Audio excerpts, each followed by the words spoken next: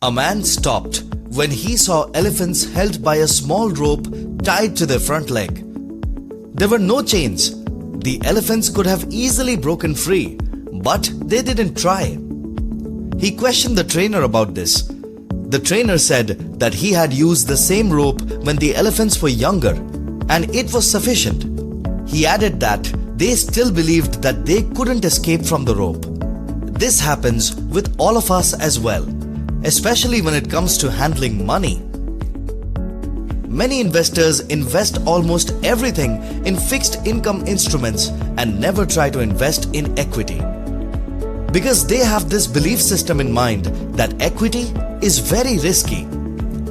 This strong belief system may have been created based on what they heard from their parents or from their own past negative experiences. Don't let your old set of beliefs stop you from investing into equity.